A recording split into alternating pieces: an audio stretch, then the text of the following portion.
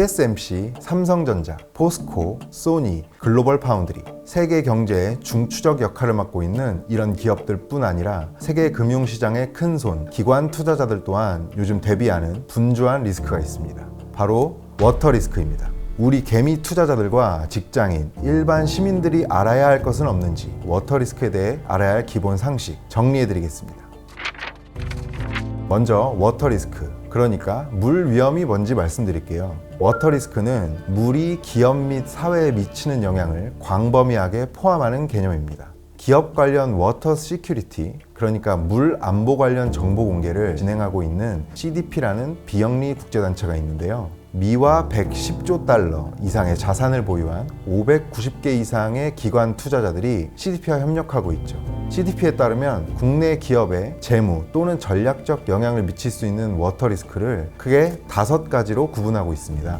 장기적인 물리적 변화, 단기적인 물리적 변화, 규제, 명성과 시장, 기술, 이렇게 5가지죠. 일반적으로는 물이 너무 많아서 생기거나 물이 너무 부족해서 생기는 문제를 생각해 볼 수 있는데요. 이것은 물리적 리스크에 해당합니다. 가장 쉽게 알 수 있으면서도 가장 중요한 부분이라고도 할 수 있죠.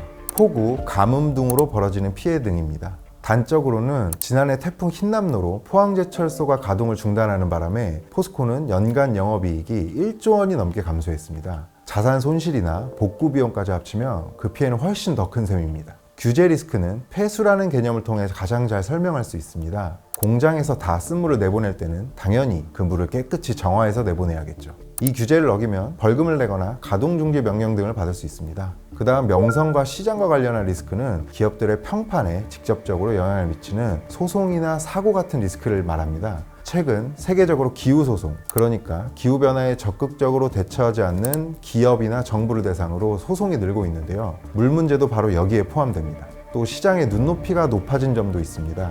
시장의 수요자들이 환경적 요소를 고려한 선택을 많이 하는 것인데요. 하나 예를 들어 보겠습니다. 청바지인데요. 청바지 한 벌을 만드는 데는 무려 7,000리터의 물이 사용된다고 합니다. 4인 가족을 기준으로 5-6일을 사용할 수 있는 양입니다. 이런 점을 부정적으로 인식하는 소비자가 늘고 있다는 이야기는 많이 들어보셨을 겁니다. 이 때문에 물 발자국이 큰 제품, 즉 생산하고 소비하는 과정에서 사용한 물의 양이 많은 제품은 소비자의 외면을 받을 수 있습니다. 그리고 기술 리스크는 이렇게 물 문제 대응에 투입되는 기술 개발 비용, 불확실성 등을 의미합니다.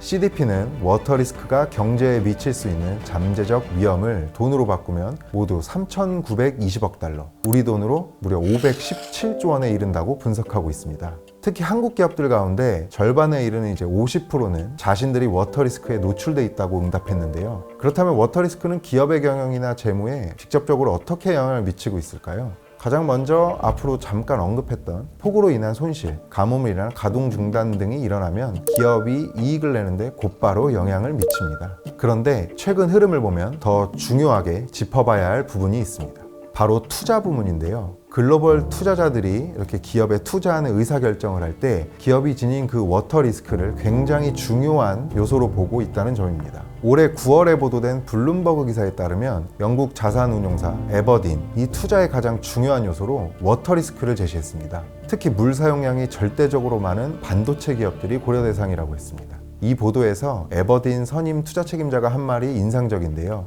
물 문제가 ESG 문제보다 반도체 기업에게 더 큰 영향을 미칠 수 있다고 했어요.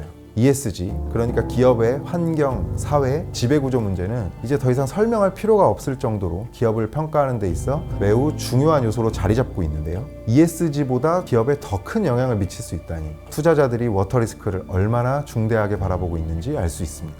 세계 반도체 기업 가운데 가장 기업 가치가 높다고 평가되는 기업도 예외는 아닙니다. 세계 시총순위 14위, 반도체 기업 1위인 대만 TSMC 이야기입니다. 올해 7월 말부터 세계 최대 규모의 기후 펀드 가운데 하나인 글로벌 기후 환경 펀드가 TSMC를 투자 대상에서 제외한 일이 알려졌죠. TSMC가 대만 정부와 협력해 워터 리스크를 줄이기 위해 노력하고 지금까지 좋은 상황을 유지하고 있지만 기후변화를 점점 더 예측하기 힘들어지면서 위험에 노출될 가능성은 역시 더 커지고 있다는 것이 글로벌 분석기관들의 시선입니다.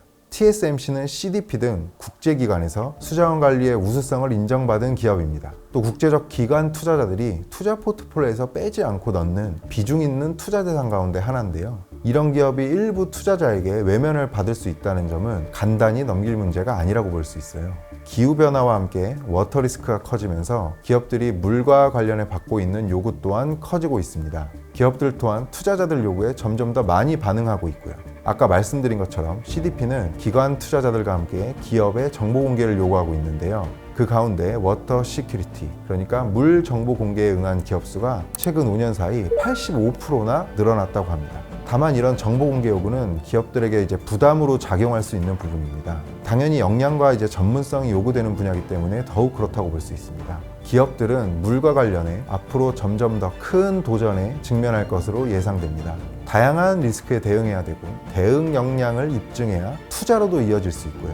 또 물 관련 정보 공개를 위한 자원 투입도 필요한 상황으로 보입니다. 그러나 물이 기업에게 리스크인 점은 분명하지만 오히려 큰 기회가 열릴 것이란 예상도 있습니다. 지난해 CDP가 기업들의 응답을 종합한 결과 물 관련 기회는 최대 4,360억 달러, 무려 600조 원에 이를 것으로 예상됩니다. 사업에 재무적, 전략적 영향을 미칠 수 있는 물 관련 기회는 무려 2,718개로 보고됐습니다. 물 관련 기회는 생각보다 가까이 있다고도 보여지는데요. 기업들이 보고 있는 2,000여 개 이상의 물 관련 기회 가운데 33%는 이미 현재 실행되고 있고요. 또 40%는 최대 3년 내에 실현될 것으로 예측됐습니다. 물 관련 가장 큰 기회는 제품 및 서비스의 확대입니다. 제조업 분야에서는 1,831억 달러, 서비스업 분야에서는 1,499억 달러의 물 관련 기회가 열릴 것으로 보입니다. 기업들은 물과 에너지 효율성이 개선된 제품이나 서비스를 제공함으로써 점점 더 환경에 민감한 고객층의 기대에 부응할 수 있다고 보고 있죠. 물 관련 기회는 긍정적인 파급 효과도 기대해 볼 수 있습니다. 수자원의 전반적 효율성을 높이면 지역사회와 생태계에 좋은 결과를 가져올 수 있다는 것입니다. 마지막으로 워터 리스크란 인류에게 뭔지 잘 비유한 문구가 있어서 소개해 드리려고 합니다. 기후변화가 상어라면 물은 상어의 이빨이다. 우리가 상어를 무서워하지만 사실 가장 위협적인 부분은 상어의 이빨이잖아요. 기후변화와 워터리스크의 관계 또한 그렇습니다. 우리가 기후변화 영향을 가장 직접적으로 몸으로 생활하면서 느낄 수 있는 때는 바로 가뭄, 홍수와 같은 워터리스크가 현실로 나타나 실제 피해를 받았을 때니까요. 지구온난화를 넘어 열대화로 치달아가는 지금 우리는 기후변화뿐 아니라 워터리스크 또한 대비하고 적응해 나가야 할 것으로 보입니다. 지금까지 비즈니스 포스트 기후에너지팀 장상유 기자였습니다. 감사합니다.